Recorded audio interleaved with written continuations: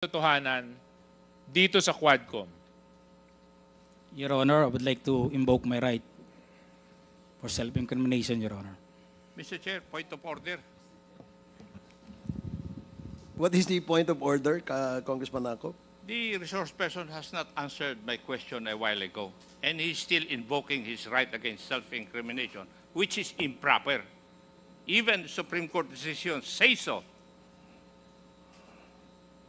You're just telling me your ignorance of the law. You cannot invoke your right against self-incrimination. Tell me if you have a criminal case against you regarding this issue. Galing ako sa serbisyo, iho, pero nakakahiya ka. Thank you, Mr. Chair. Pag ako na magtatanong, Thank you. sasagot ka. Dahil isasite kita in contempt again. Thank you, Congressman Sir Chair. Ako. Sir Chair, just a quick I'm surprised why he became an officer. Yes, just are you want done? to- Are you done, DSJJ? Just a last point lang, Mr. Chair, kay Colonel Grijaldo. Before Congressman Adjong, I know naman may good friend is very generous with his time. Colonel Grijaldo, sa maraming pagkakataon na inimbitahan ka ng Quadcom, pagkatapos mo magsalita sa Senate, hindi ka nagpakita. At ang dinadahilan mo ay meron kang left shoulder injury. Tama po ba yon? Yes, Your Honor. Was that incriminating, Colonel Grijaldo? Was that answer to your shoulder incriminating? Hindi naman, di ba? Ang dinadahilan nyo, kaya hindi kayo nakakadalo, dahil maya't maya po kayo ipinapasok sa Pasig Hospital dahil nag-undergo po kayo ng therapy sa inyong kaliwang balikat. Tama po ba yon, Colonel Grijaldo? I have my left shoulder operation, Your Honor. You have your... Left shoulder operation, Your Honor. So inopera din po kayo? Yes, Your Honor. Okay.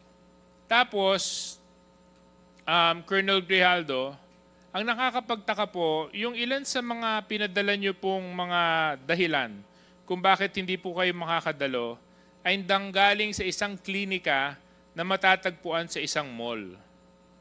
Bakit hindi po orthopedic doctor ang nag-issue ng medical certificate ninyo kundi isang clinic na matatagpuan sa isang mall?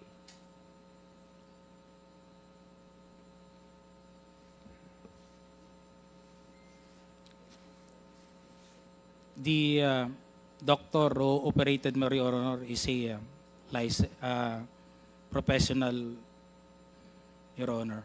I'm not asking you whether or not your doctor is a professional. I hope he's a professional. Yes, Your Honor. Because if he wasn't a professional, then may God be with you because he conducted surgery on you. Yes, Your Honor. So thank God he's a professional. But Yes, I'm not Your Honor. asking the qualifications of your surgeon. I'm asking kung sa sobrang laki ng dinadala mong problema sa inyong kaliwang balikat at kinailangan po itong operahan, bakit isang klinika sa isang mall ang nag-issue ng medical certificate mo at hindi isang orthopedic surgeon? That is not a clinic, Your Honor. It is a hospital, Pasig Hospital, that responsible in giving the medical certificate, Your Honor. I suggest, Colonel Grijaldo, you refresh your memory. Kasi yung isa sa mga una mong pinadala sa amin ay nung amin pong sinearch yung address, mall po ang location niya. So again, Colonel Grijaldo, I'm asking you, it's not too hard. Sasabi lang po kayo ng katotohanan. Kayo po ba nung panahon yun ay umiiwas dito dahil nakapagsalita kayo sa Senado? Colonel Grijaldo? No, Your Honor, it is a necessary, Kasi kung Your Honor, to have my operation, Your Honor. Kasi kung hindi And po I kayo... am suffering a pain on that time, Your Honor. Oh. Because this happened during my cadetship, Your Honor. And during that time, there were no operation being conducted na nangyari at kumikirot po talaga to, Your Honor. And I have no reason to escape or to not going to this honorable Quadcom committee, Your Honor, because I was able to attend 4 Quadcom hearing, Your Honor, and I was already giving my statement, Your Honor. Opo. Yes, And you were attending. In fact, I would see you in the back. Kaya nga nagulat ako nung nakapagsalita ka ng mga hindi makatarungang mga statements at nakapagbitaw ka sa Senado nung nagkaroon ng hearing doon. Nagulat na lang po ako pagkatapos niyo po magsalita doon, bigla na lang po naging unavailable na kayo. Bigla na lang sumakit ang balikat ninyo. At bigla na lang kinailangan na maoperahan ang balikat ninyo. It may, Your Honor, it will incur considerable amount, Your Honor, for the payment of the operation. And I'm still contemplating to find money for that operation, Your Honor. And I was been confined on that hospital. The option was given was to relieve the pain, was only to have therapy. And I asked the doctor for that period na hindi pa ako maka-attend na sabi ko, i-therapy lang muna, Doc. Then, kung makapag-produce na ako ng considerable amount for the payment of the Alam operation, mo, Colonel Grijaldo, kayo po I ay will isang, submit for an operation, Your Honor. Kayo po ay isang police officer. Kung nandito lang sana si Congressman P.M. Vargas, sasabihin niya po sa iyo, papakita niya yung 2 tornilyo niya sa balikat niya. At sinabi niya, pagkatapos po ng operahan siya at lagyan ng tornilyo sa balikat, kinabukasan nagtrabaho na po siya. Kaya yung sinasabi po ninyong konting dislocation at konting operation at naging dahilan para hindi po mag-attend sa mga Quadcom hearings, medyo nakakapagtaka po yun. So anyway, Mr. Chair, I would give my time and to the other interpellators. I would just like, Mr. Chair, to request na sana matapos na po natin itong topic ni Grijaldo and the 2 Kongs so that we can move forward with the other EJK issues.